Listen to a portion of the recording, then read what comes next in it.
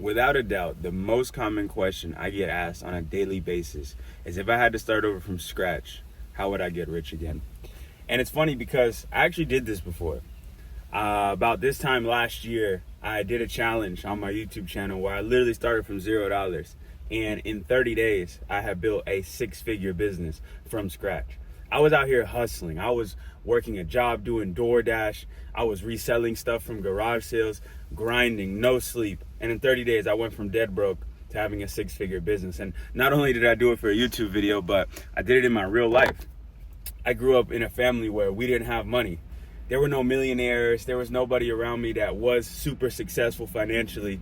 I was the first one in my family to make it. I grew up pretty much dead broke, and now today I'm a 27-year-old multimillionaire.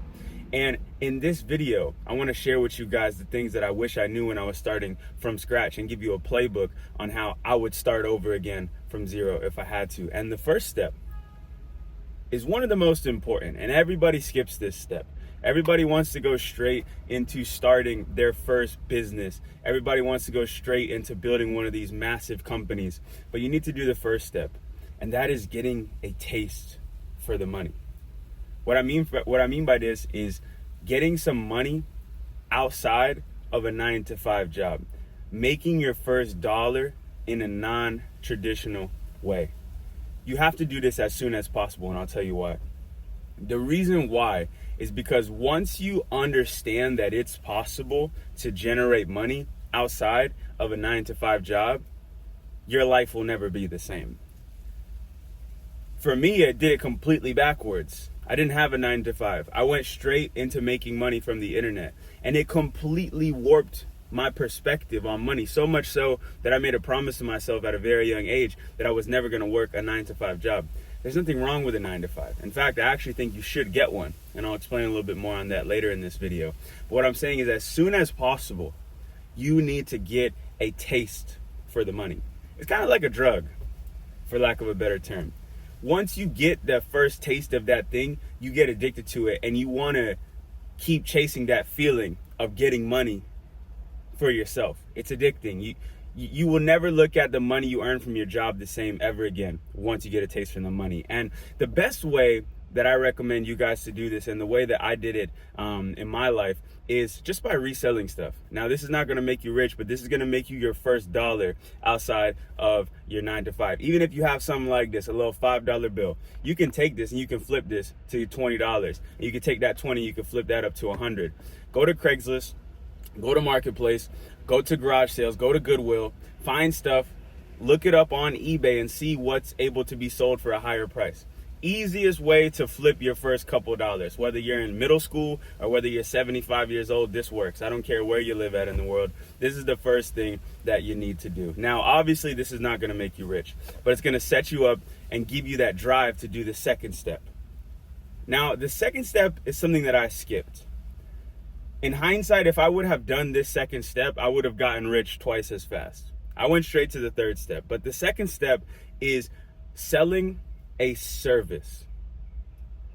The whole goal of this second step is to quickly accumulate capital for the third step. And the third step is where you really take off. The third step is where you get to that 100,000 plus mark. Selling a service is what's going to take you from a couple hundred to a couple thousand. Now, immediately, a lot of you guys, especially the ones that have been tuning into my videos, when you hear me say selling a service, you're automatically assuming that I'm going to tell you to go do social media marketing, or that I'm going to tell you to go do sales or some super complicated service. No, that's not what I'm saying. I'm saying a service is anything that requires you to physically do it that you can charge money for. And in fact, some of the best examples are not these complicated things. They're actually physical labor. Washing cars, cleaning windows, pressure washing, lawn mowing, gutter cleaning. These sound like pretty terrible jobs, but they are, because most people don't want to do them, and that's why you can do it and you can make a lot of money. Like, I live in a pretty nice neighborhood here in Miami. These people are all paying thousands of dollars a month for people to do these things for them. Even myself, I have somebody come pretty much every week, every other week, and wash my cars. I got 3 cars, and I pay him around $400 every time he pulls up to my house. Takes him like an hour and a half. This guy makes $400 in an hour just to come clean my cars. And he probably does that for 10, 15, 20 people in a month. The kid is making great money. He's 18, by the way. That second step of selling a service is that one that's going to take you to your first couple thousand. Now, I already know you. I already know what you're thinking. You're like, well, I don't have a service to sell. I don't have a skill that I could charge people for. Well, nobody does. Nobody is born with that. It doesn't work that way, okay? We're not spawning in with all these attributes from day one. What do? We have to build them up. So you have to pick something that you feel like there's an opportunity in, and then you have to start practicing and getting good at that thing. That's the only way that you can charge people for these services. So if you say, I don't know how to clean a car, watch some YouTube tutorials, resell some stuff so you get your first 100, go buy the materials and go clean your mom's car. Clean her car 10 times until you get really good at it, and then go around your block and sell this service to people. This second step is what's gonna help you stack up money for the third step. And the third step is really how I got rich. The third step is the one that everybody tries to jump straight to. And if you skip the first two, it's gonna take you twice as long. The last thing I'm gonna say about step 2 is if you sell a service and get a 9-to-5 job at the same time, bro, you're out of here. Like, you're gonna stack up money so fast, you'll probably become the richest person that you know within the span of 3 months. I really believe that.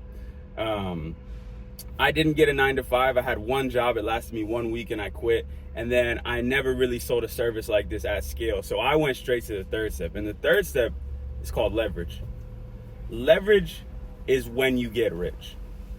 The basic concept of leverage is that you're able to make money without actually being there. You're able to make money in your sleep. And the way we do that is a couple different routes. The route that I took was e-commerce and content, as you see today. To understand how e-commerce is related to leverage, basically I'm selling a product on the internet, and that product is selling 24/7, whether I wake up or whether I don't. That's leverage. Whereas with the service, I got to chase down clients, I got to pull up, I got to do the work, I got to collect the money, I got to leave. Leverage works when you're not working. Now, to build a business with leverage, it takes money. I don't know if any of y'all ever tried to start a dropshipping business before. It's freaking expensive. If you want to do it with advertising, you're going to spend a couple $1,000s until you get this thing to work. And that's what I'm saying, how a lot of people are doing this all backwards. First, they never get a taste of the money, so they don't have any confidence and they don't really have that deep desire to do it. Second, they try to start a leverage-based business with like $150 to their name. There's a garbage truck over there. With like $150 to their name, and this business fails, so then they just give up on this whole thing for a lifetime. You don't want to do that. You want to follow the steps, stack up money, and then start a leverage-based business. 2 other examples of leverage-based businesses. These are the 3 ways that I've made $1 million. I made $1 million with all 3 of these leverage-based businesses. 1, e-commerce. 2, content, these YouTube channels. Every single day, whether I'm alive or dead, my YouTube videos are generating over $1,000 a day. Everybody talk about how real estate is like passive income and stuff like that. YouTube and content is the real passive income. If you have a video that pops off and gets views every single month, there is no better passive income than that. That's real leverage. And the third and final leverage method that I used is software. So the most money I ever made in my life, the way I even bought this car, was through software. I started a e-commerce software. Over 6 years, I grew it to a couple $1 million, and we just sold it last year in a 7-figure deal to another dropshipping company. All 3 of these things make me money while I'm sleeping. That's leverage. But it's only possible to build one of those leverage-based businesses if you do the first 2 steps, in my opinion. I'm an anomaly, but most people fail on the leverage because they don't do the other things. And the last 2 steps are not applicable to most of you, but I'm going to talk about them because there's a few people that's watching it that already has an e-commerce business, that already is making money. The last 2 steps, first is getting your life in order. Now, I was somebody that was focused on personal development when I was dead broke. But I didn't get in the best shape of my life, and I didn't get in the best state of mind until I had made some money. And I really feel like money is the first barrier, especially if you're really broke. Like if you got a cushy family and stuff, it's a little better. But if you're really broke, you have to solve the money problem before you really get into figuring out the more deeper issues in your mind, in my opinion. So once you get that leverage-based business, once you start making some real money, then you can go deep into that journey of health, self-development, really locking things in. Because now you can afford the best food, you can afford all the books, all the coaching, you can afford therapy, you can afford doctors, you can get yourself right. So that's the next step that I would do. And the last step, and kind of the era that I'm in right now in my life, is investing in assets. Taking the money that I make from the leverage-based businesses and putting them into assets that are going to set me up for the rest of my life.